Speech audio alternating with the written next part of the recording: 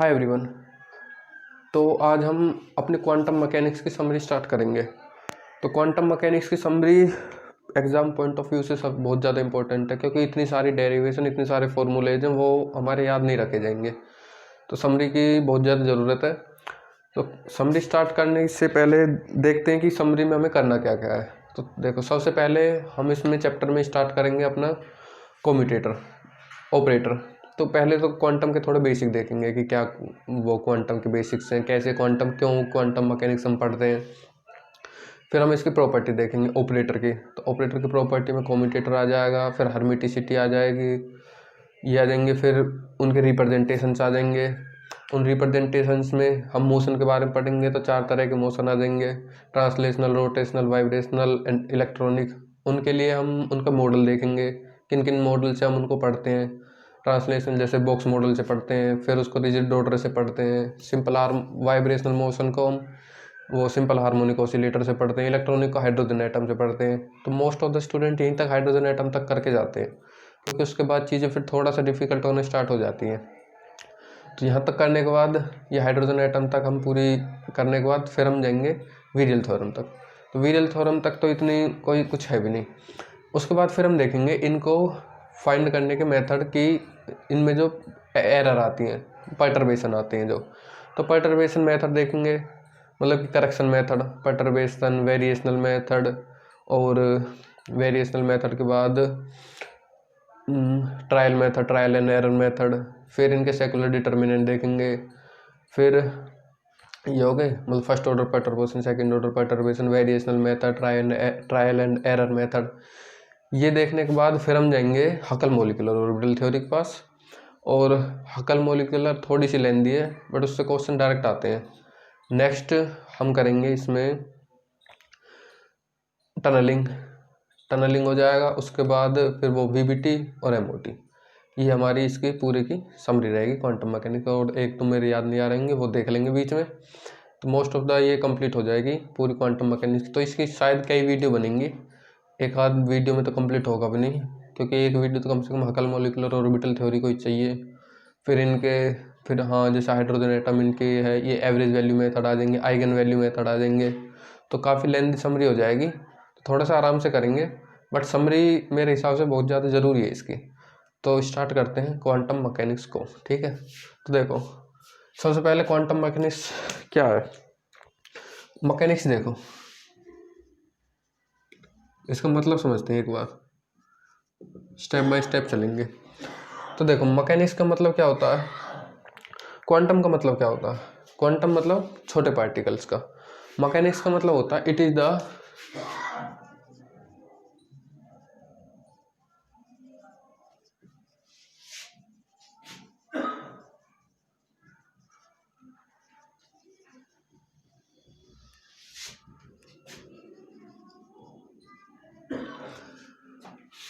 Mechanics का मतलब होता है behavioural study of the matter when it is in motion. तो यहाँ पर 2 वर्ड आए हैं, मैटर एंड मोशन। देखो, मतलब कोई भी मैटर है हमारे पास, उसकी हम स्टडी कर रहे हैं। कब? जब वो मोशन में होता है। किसी भी मैटर की हम स्टडी कर रहे हैं कब? जब वो मोशन में होता है। तो it is the behavioural study of the matter when it is in motion. तो देखो, मैटर के बारे में देखते हैं। तो मैटर छोटा भी हो सकता है, बड़ा भी हो सकता है। मान लो माइक्रो लेवल पर भी हो सकता है वो, एंड वो मैक्रो लेवल पर भी हो सकता है। तो माइक्रो लेवल पर जो होती है उसे बोलते हैं क्वांटम, और मैक्रो लेवल पर होती है वो होती है क्लासिकल। ठीक है। तो यहां से देखो कि क्वांटम मतलब छोटे छोटे जो पार्टिकल होते हैं, नैनो पार्टिकल, जैसे इलेक्ट्रॉन के बारे में पढ़ेंगे। क्यों? वो मैं बताऊंगा कि उसका मास कम होता है, वेव नेचर ज़्यादा होता है उसका। तो माइक्रो लेवल पर जो जिसकी स्टडी की जाती है जब वो मोशन में होता है, तो उसे बोलते हैं, मतलब माइक्रो मतलब क्वांटम। और जब उस मैटर की जब वो मोशन में होता है उसकी स्टडी करते हैं तो होती है मैकेनिक्स। तो क्वांटम मैकेनिक्स का मतलब छोटे पार्टिकल, माइक्रो पार्टिकल की study when it is in motion. तो behavioural study of the matter when it is in motion. तो मोशन कौन सा? माइक्रो वाला। तो उसको बोलते हैं क्वांटम मैकेनिक्स। और दूसरे अगर बड़े वाले की जब वो मोशन में होता है तब उसकी स्टडी करेंगे तो हो जाएगा क्लासिकल मैकेनिक्स। ठीक है। तो ये तो मतलब हो गया क्वांटम मैकेनिक्स का। अब देखो, मोशन के बारे में देखते हैं। मोशन में जैसे कि मोशन किसका लें? इलेक्ट्रॉन का लेंगे। क्यों? क्योंकि इलेक्ट्रॉन का मास होता है कम, ठीक है, मास कम होता है, उसका वेव नेचर होता है ज़्यादा, मास कम उसका वेव नेचर होता है ज़्यादा। तो इलेक्ट्रॉन का मास कम होता है, उसका वेव नेचर ज़्यादा होता है, उस वेव नेचर के अकॉर्डिंग उसकी एक वेव इक्वेशन होती है, ठीक है, और जिसका सॉल्यूशन कौन देता है, वेव फंक्शन देता है। तो वेव फंक्शन मतलब साइन, ठीक है। तो अब देखते हैं, अब हम पढ़ रहे हैं जैसे कि मोशन के बारे में।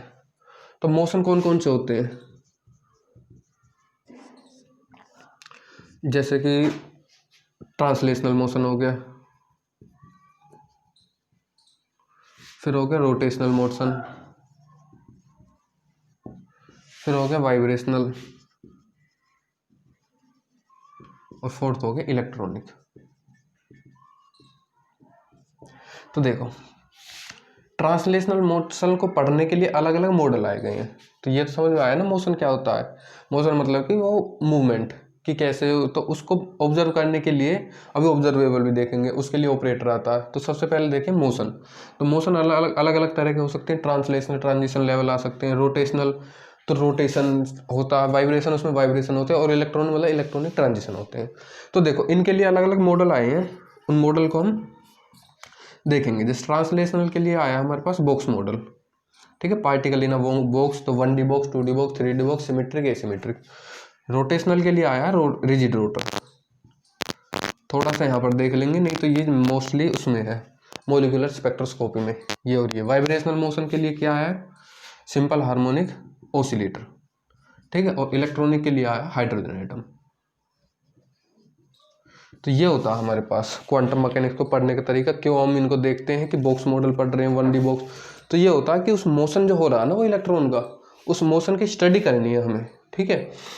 तो अलग अलग मॉडल के लिए अलग अलग मॉडल आए गए हैं, अलग अलग मोशन के लिए। अब देखो, जिस चीज़ को हमें ऑब्जर्व करना है, जैसे हमें उसकी काइनेटिक एनर्जी देखनी है, पोटेंशियल एनर्जी देखनी है, टोटल एनर्जी देखनी है, उसकी पोजीशन देखनी है, उसका क्या देखना है, टोटल एनर्जी, काइनेटिक, पोटेंशियल, ये सब चीज़ देखनी होती है। तो मान लो हमारे पास ऑब्जर्वेबल आया, ठीक है। तो ऑब्जर्वेबल में मान लो हमारे पास आ गई पोजीशन, आ गई कि उस इलेक्ट्रॉन की पोजीशन बतानी है हमें, ठीक है। पोजीशन के बाद मान लो मोमेंटम आ गया उसका, और उसकी मान लो काइनेटिक एनर्जी आ गई, उसकी मान लो पोटेंशियल एनर्जी आ गई, और उसकी मान लो टोटल एनर्जी आ गई, ठीक है। तो ये सारी चीज़ हमें देखनी होती है। पोजीशन, मोमेंटम मान लो x, मोमेंटम होता है px, kinetic energy kx, potential energy vx, total energy, ठीक है। हर्मिट वो उससे निकाल लेंगे हम, हैमिल्टोनियन से। तो ये देखो हमारे पास ये आ गई। इन सबको ऑब्जर्वेबल की जो वैल्यू है, इनको फाइंड करने के लिए हमें लेते हैं ऑपरेटर,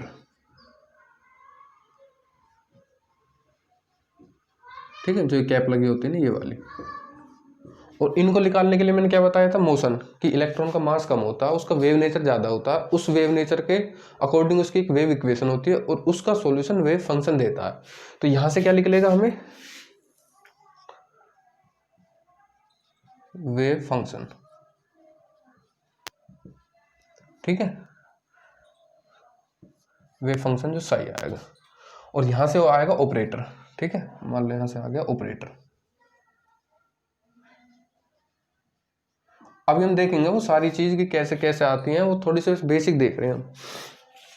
यहाँ से इन दोनों से मिला के हम क्या निकालते हैं, ऑब्जर्वेबल की वैल्यू फाइंड करते हैं। To find the value of observable, ठीक है, to find the value of observable. आया ना समझ में, कि मोशन होता है, ऑब्जर्वेबल होता है। मोशन के लिए 4 मॉडल है, वहाँ से वेव फंक्शन आता है। क्यों वेव फंक्शन, क्योंकि इलेक्ट्रॉन का मास कम होता है, वेव नेचर ज़्यादा होता है, वेव फंक्शन आती है, उसके अकॉर्डिंग वेव फंक्शन। तो यहाँ से वेव फंक्शन, यहाँ से ऑपरेटर। तो ऑपरेटर को जो वेव फंक्शन है, मतलब एक ऑपरेटर है, एक वेव फंक्शन है, इन दोनों को जब आपस में कंबाइन करेंगे तो वहाँ से फाइंड होती है ये वैल्यू ऑफ ऑब्जर्वेबल। तो ये मेथड रहता है हमें क्वांटम मैकेनिक्स पढ़ने का, ठीक है। अब देखो, और जैसे इसे फाइंड करने के हमारे दो मेथड होते हैं। पहला मेथड होता है, इसे फाइंड करने के हमारे पास 2 मेथड होते हैं। पहला कौन सा है, आइगन वैल्यू मेथड,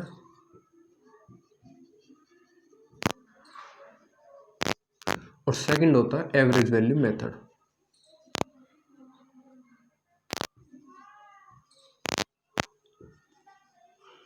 ये वाला यूनिवर्सल होता है, हमेशा एप्लीकेबल होता है, बट ये थोड़ा सा लेंदी हो जाता है। आइगन वैल्यू मेथड डायरेक्ट उस ऑपरेटर को उस पे ऑब्जर्वेबल पे मतलब वेव फंक्शन पे ऑपरेटर करो, मतलब वेव फंक्शन को उस ऑपरेटर पे ऑपरेट करो और वैल्यू फाइंड आउट कर लो, तो ये डायरेक्ट हो जाता। एवरेज वैल्यू वो इंटीग्रेशन करके Sai star Sai D tau लगा के वो करना पड़ता है, ठीक है। तो इन्हें हम बाद में देखेंगे, पहले देखते हैं ऑपरेटर के बारे में। तो ऑपरेटर में अब हमारे पास प्रॉपर्टी आएंगी कौन कौन सी, कि देखो 6 प्रॉपर्टी आएंगी। Operator must be linear, operator is directional in nature, उस ऑपरेटर का रिप्रेजेंटेशन जो हम पढ़ते हैं position, momentum, kinetic energy, potential energy और टोटल एनर्जी, उनको देखेंगे। फिर उसके बाद हर्मिटिसिटी, ऑपरेटर इज कॉम्यूटेटर, ठीक है। कॉम्यूटेटर देखेंगे उसके ऑपरेटर के अंदर ही, वो उसी की प्रॉपर्टी होती है। क्यों कॉम्यूटेटर यूज करते हैं, क्योंकि देखो मान लो अलग अलग चीज़ है, उन सबको हमने ऑपरेटर कर करके देखा, तो हमें ये पता लगता है कि इन सब की मतलब कि 4 5 6 चीज़ आ रही हैं, इन सब का ऑपरेटर सेम आ रहा है, ठीक है। ऑपरेटर करने के बाद जो वैल्यू आ रही है वो सेम आ रही है, तो इसलिए उन सबको अलग अलग करने के बजाय हम उसमें कॉम्यूटेटर डाल देते हैं। कॉम्यूटेटर का मतलब उन सब की वैल्यू सेम आ रही है, तो मतलब ये सारे के सारे आपस में कॉम्यूट कर रहे हैं। जब इसकी वैल्यू ये आ रही है तो उसकी वैल्यू ये आ रही है, तो इन दोनों की वैल्यू सेम आ रही है, तो उनको क्यों अलग अलग हम उनको क्लासीफाई करें, उनको क्यों अलग अलग हम उन्हें ऑपरेट करें। तो इसलिए वो कॉम्यूटेटर प्रॉपर्टी आती है कि इन सब का कॉम्यूट मतलब 0 आ रही है वैल्यू, इन सब की वैल्यू सेम हो गई, तो इसलिए वो कॉम्यूटेटर प्रॉपर्टी आती है। कॉम्यूटेटर होगी वो ऑपरेटर की प्रॉपर्टी है। नेक्स्ट हर्मिटिसिटी, कि एंटी हर्मिशन होता है ऑपरेटर, हर्मिशन होता है, ठीक है। तो ये हम देखेंगे। आइगन वैल्यू मेथड देखेंगे, वो 2 मेथड आ जाते हैं, एवरेज वैल्यू, आइगन वैल्यू, ठीक है। तो ये हमारे पास पूरा ऑपरेटर खत्म हो जाएगा। फिर उसके बाद जाएंगे हम उस पर रोटेशन, वो बॉक्स मॉडल पे, हाइड्रोजन एटम। तो पहले इन चीज़ों को देखते हैं। तो यहाँ से क्वेश्चन आसान आते हैं, सिंपल आते हैं, ठीक है।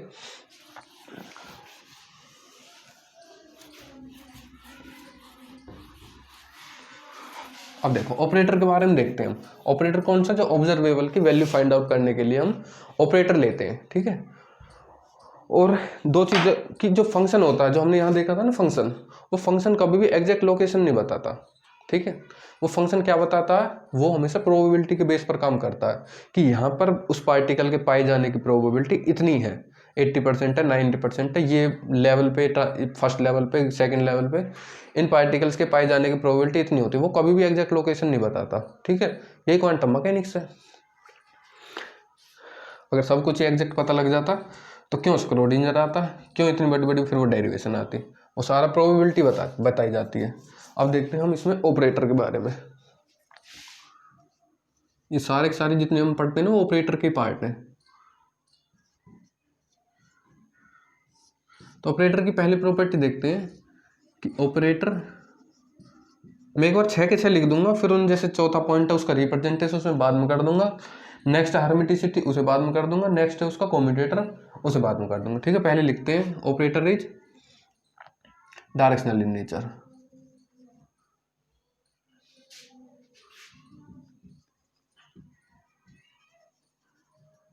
डायरेक्शनल इन नेचर का मतलब मान लो d/dx x⁻n है, ठीक है। तो ये क्या है, ऑपरेटर है, ये क्या है, फंक्शन है, ये क्या है ऑपरेटर, ये क्या है फंक्शन है। इसका एक सॉल्यूशन आएगा, वो आएगा nx(n-1), ठीक है। वो डिफरेंशिएशन वाला ही हो जाता है डायरेक्ट इसमें, नहीं तो हम इनमें लगाते हैं कि मान लो d/dx x⁻n फंक्शन लगाते हैं, फिर उसको ऑपरेट करते हैं, फिर वो निकालते हैं, तो इस वाले में डायरेक्ट यूज हो जाता है ये। यहाँ पर देखो हम इसमें मेन चीज़ देख रहे हैं डायरेक्शनल नेचर। डायरेक्शनल नेचर का मतलब होता है कि जो फंक्शन हमने ऑपरेटर पे ऑपरेट किया है, ठीक है, वो उसके डायरेक्शन होनी चाहिए, कि पहले ऑपरेटर आएगा फिर आएगा फंक्शन। इसका मतलब ये नहीं कि आप ऐसे कर दो x⁻n d/dx, ठीक है। तो ये होती है पहली प्रॉपर्टी कि operator is directional in nature. वो एग्जाम्पल है बहुत सारे, वो हम बाद में देख लेंगे। तो सबसे पहले इनकी प्रॉपर्टी देख रहे हैं हम।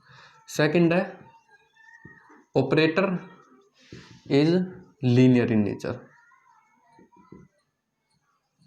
लीनियर इन नेचर मतलब कि वो लीनियरिटी को फॉलो करता है। लीनियरिटी का मतलब क्या है, मान लो एक ऑपरेटर है ए, ठीक है, और फंक्शन है मान लो f(x) प्लस f(y), ये फंक्शन होता है।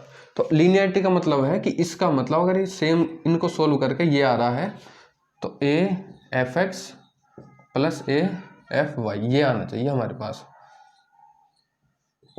ठीक है, ऐसा नहीं कि भाई जैसे कि मान लो एक एग्जांपल देता हूँ, लीनियरिटी को आपको पता ही होगा कैसे कैसे है, बट एक एग्जांपल देता हूँ। मान लो स्क्वायर है एस के आर, क्या है लीनियरिटी को फॉलो करता नहीं करता, इसे याद कर लेना। स्क्वायर एस के आर टी, स्क्वायर रूट और लॉगरिथम, क्या लीनियर होते हैं नहीं होते, ये तीनों तीनों नॉन लीनियर होते हैं। देखो कैसे, आपने जितने भी एग्जांपल करे होंगे क्वांटम मैकेनिक्स में वो सारे लीनियर ही होते हैं most of the case, but मैं नॉन लीनियर का एग्जांपल बता रहा हूँ। मान लो स्क्वायर करना है किसका, स्क्वायर ऑफ होता है ना 5 3 4,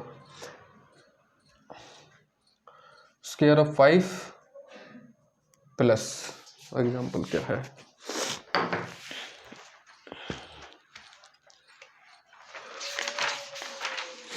हाँ स्क्वायर ऑफ 3 + 2, ये एग्जांपल है।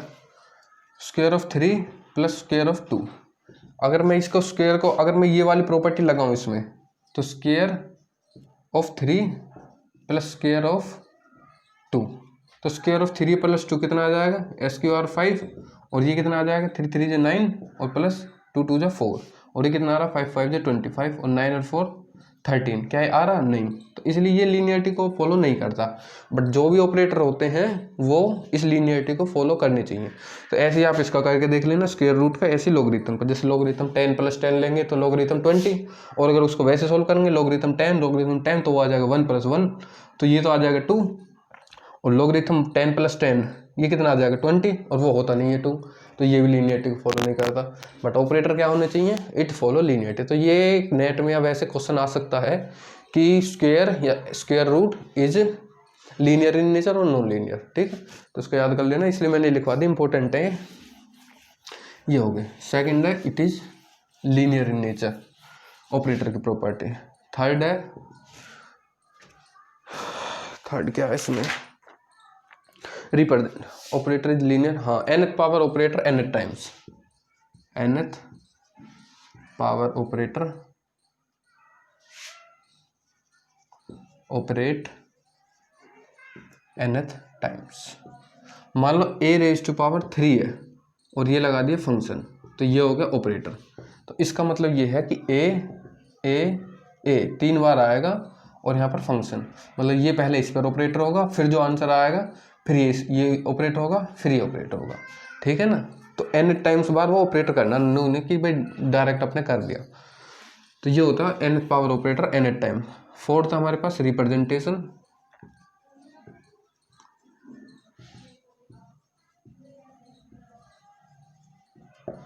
Representation of operator.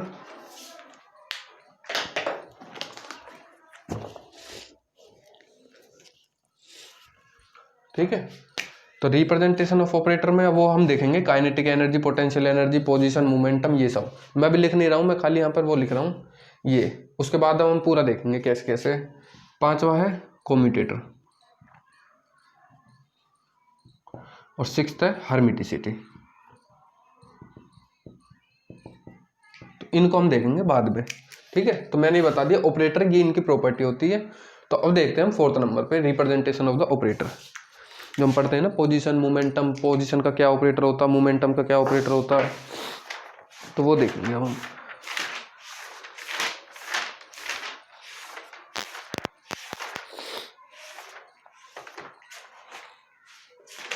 ये रहे, ठीक है।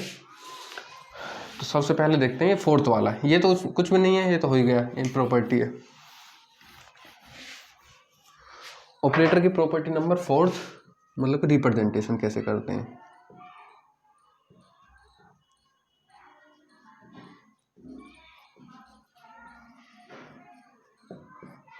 तो देखो सबसे पहले हमारे पास आता है रिप्रेजेंटेशन, मान लो पोजीशन ऑपरेटर।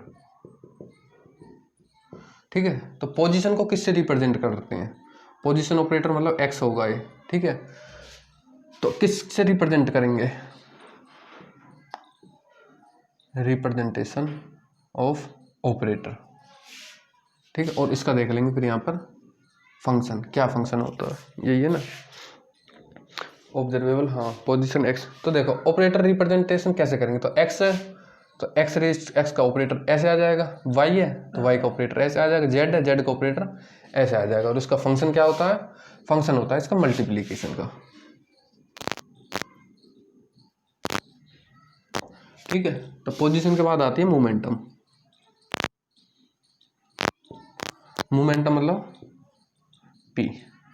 तो मान लो एक्स डायरेक्शन में तो पी एक्स हो जाएगा, वाई डायरेक्शन में पी वाई, जेड डायरेक्शन में पी जेड। तो पी एक्स का फॉर्मूला क्या होता है, माइनस ए होता है H cut del over del X. इसका क्या होता है, माइनस ए होता है H cut del upon del Y, और ये क्या होता है, माइनस ए होता है H cut del over del Z.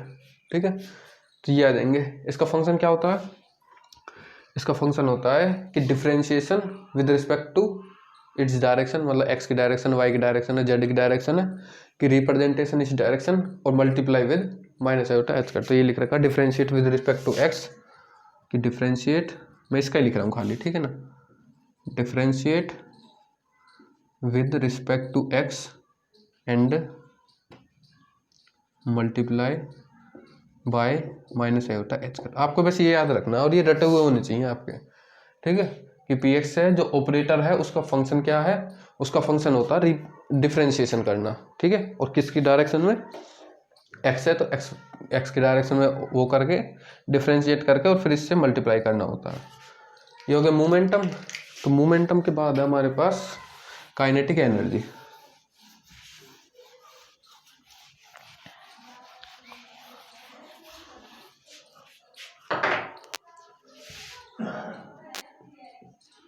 Third हमारे पास काइनेटिक एनर्जी। और कुछ बच रहा है क्या मोमेंटम के बाद, नहीं, काइनेटिक एनर्जी।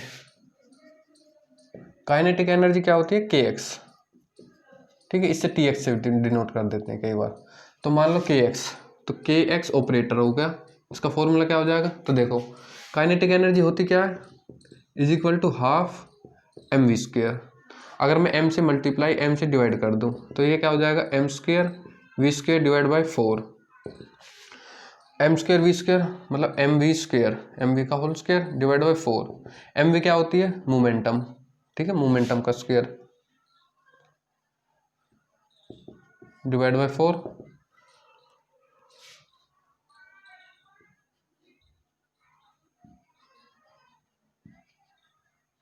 मोमेंटम मतलब जो हमने इससे पहले किया था p बाय एम, और ये क्या है 2m, ठीक है ना। तो पी स्क्वेयर बाई 2m ये आ जाएगा काइनेटिक एनर्जी, मतलब कि पी स्क्वेयर बाई 2m। तो जो पीछे वाला फॉर्मूला था ना वो यूज हो जाएगा इसमें। तो के एक्स में क्या आ जाएगा, के एक्स में आ जाएगा minus H cut square by 2m del 2 over del x2। तो वही था ना, मान लो मोमेंटम में पी एक्स क्या था, minus iota H cut del over del X.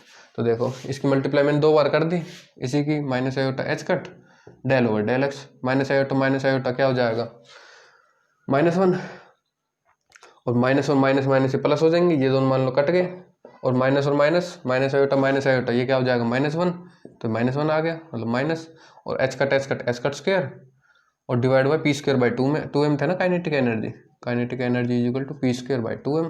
तो पी स्क्वेयर तो हमने ये कर दिया डिवाइड बाई 2m, तो डिवाइड बाई 2m, तो ये आ गया हमारे पास फॉर्मूला काइनेटिक एनर्जी का, ठीक है। तो काइनेटिक एनर्जी के बाद के वाई करो, वो हो जाएगा minus H cut square divide by 2m del 2 over del Y 2, और kinetic energy at direction Z, तो minus H cut square divide 2m और डेल 2 ओवर डेल Z2। तो ये आ जाएगा। इसका फंक्शन क्या होता है कि double differentiation with respect to मान लो x and multiply by H cut square by 2m। तो आपको ये याद रखनी है बस, ये 3 फॉर्मूले, ठीक है ना, काइनेटिक एनर्जी के लिए। फोर्थ मान लो है, फोर्थ हमारे पास पोटेंशियल एनर्जी, जिसे डिनोट करते हैं v से।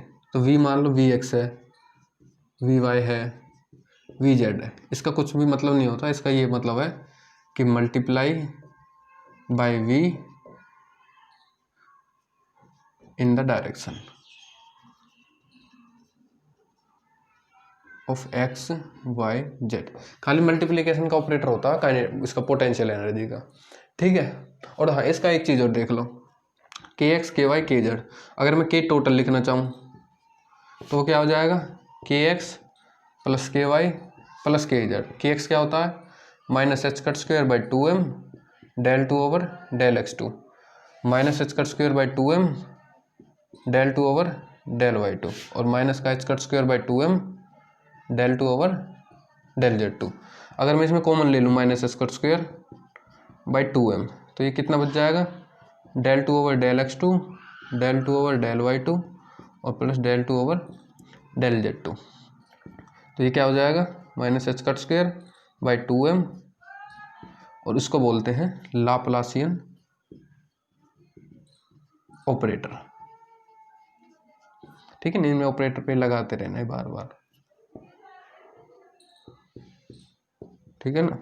तो ये आ गया के टोटल लाप्लासियन ऑपरेटर। इससे पहले हमने किया था मोमेंटम वाला, वो मोमेंटम में हमने क्या किया था कि P X is equal to minus iota H का del over del X, P Y is equal to minus iota H का डेल ओवर डेल वाई और P Z is equal to minus iota H का del over del Z. अगर मैं P total निकालूं तो P total क्या हो जाएगा, P X plus P Y plus P Z, इनमें सब में ऑपरेटर लगाते रहना आप।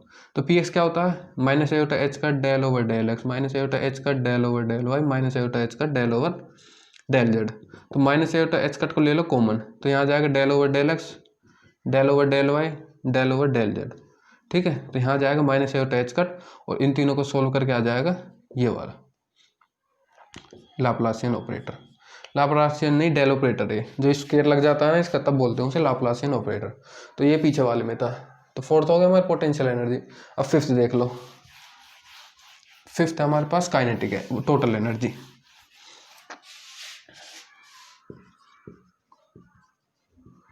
जिसे बोलते हैं हैमिल्टोनियन टोटल एनर्जी। ठीक है, एच एक्स, मान लो एच टोटल एनर्जी को एक्स से डिनोट करते हैं, वो क्या होता है के प्लस वी, मतलब कि हैमिल्टोनियन एच एक्स की बात कर रहे हैं तो के एक्स प्लस वी एक्स। ठीक है, तो के एक्स क्या होता है, minus H cut square by 2m del 2 over del x2 plus V X. अगर एच वाई की बात करें तो हो जाएगा के एक्स के वाई प्लस वी वाई, तो ये हो जाएगा minus H cut square by 2m del 2 over del y2 plus V Y. और थर्ड है एच जेड, मतलब के जेड माइनस का V Z minus H cut square by 2m del 2 over del z2 plus का V Z. और इसका अगर total निकालना चाहें तो H X H Y and H Z, तो कितना हो जाएगा, माइनस का H cut square by 2m del 2 over del x2 plus का वी एक्स माइनस का H cut square by 2m del 2 over del y2 plus का V Y और minus का H cut square by 2m del 2 over del z2 और plus का V Z. ये आ जाएगा। इनको सोल्व करने के बाद तीनों को क्या आ रहा था, मान लो minus H cut square by 2m ले लिया हमने कॉमन, तो यहाँ पर आ रहा था del 2 over del x2 plus del 2 over del y2 plus del 2 over del z2, ठीक है ना, डेल z2 और plus V X plus V Y plus V Z. तो ये आ जाएगा minus H cut square by 2m और Laplacian operator इसका स्क्वायर और प्लस v और यहाँ पर लिख दो एक्स वाई जेड, तो ये हो जाएगा एच टोटल। ठीक है ना, कुछ भी नहीं है, आपको बस ये याद रखनी है ये वाला। एक तो मान लो ये फॉर्मूला याद करना और एक वो पोटेंशियल मोमेंटम का माइनस आयोटा एच का डेल ओवर डेल एक्स, बस ये याद रखना है आपको, और कुछ याद करने की जरूरत नहीं है, उन्हीं से निकल जाएंगे सारे के सारे। ठीक है, तो यहाँ पर हमारे ये ऑपरेटर कंप्लीट होते हैं। आधे घंटे की वीडियो बन गई। इसके बाद हम देखेंगे नेक्स्ट वाली वीडियो में, ये तो हमारे सारे कंप्लीट हो चुके हैं।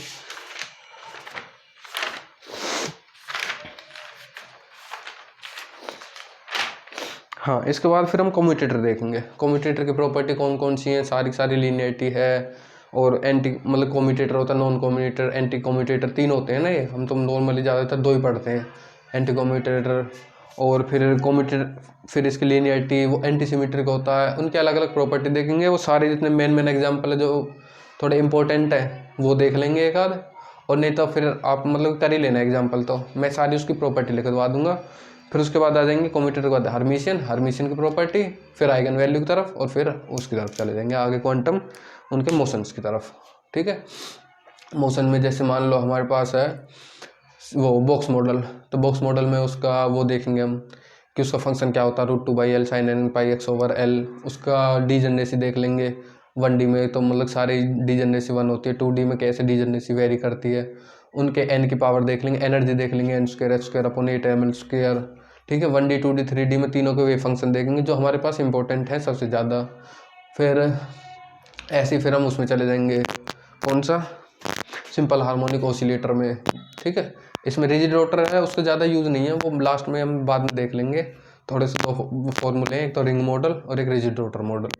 ठीक है, जो रोटेशनल मोशन पढ़ते हैं। और जैसे इसका वेव फंक्शन याद कर लेंगे 1D सिंपल हार्मोनिक ऑसिलेटर के लिए β/π 1/4 √2/L β/π 1/4 e⁻² ये देख लेंगे। फिर मतलब कि उसकी एनर्जी देख लेंगे, E = V+12 h², उसकी एनर्जी देख लेंगे। उसी से फिर वो निकलते चले जाते हैं 1D simple harmonic oscillator, 2D simple harmonic oscillator, 3D simple harmonic oscillator. फिर हम हाइड्रोजन एटम की तरफ चले जाएंगे, उसकी एनर्जी देख लेंगे। मतलब 1D हाइड्रोजन एटम ज़्यादा हमें याद करने की जरूरत नहीं, शॉर्ट ट्रिक देखेंगे हम। जैसे उसकी एनर्जी होती है 1/√π a⁻3/2 क्या होती है, मतलब 1/√π a⁻3/2 e⁻⁻r/a0 ये होती है। फिर उसके वो देख लेंगे इंटीग्रेशन, उसकी डी टाउ देख लेंगे, सबके डी टाउ देखेंगे। जैसे उसका डी टाउ होता है r² dr sin theta d theta d∅। कुछ एक मेन डिफ्रेंशिएशन होते हैं, कुछ मेन इंटीग्रेशन होते हैं जो बार बार यूज होते हैं। ठीक है, जैसे कि सिंपल हार्मोनिक ऑसिलेटर है, उसमें डिफ्रेंशिएशन एक यूज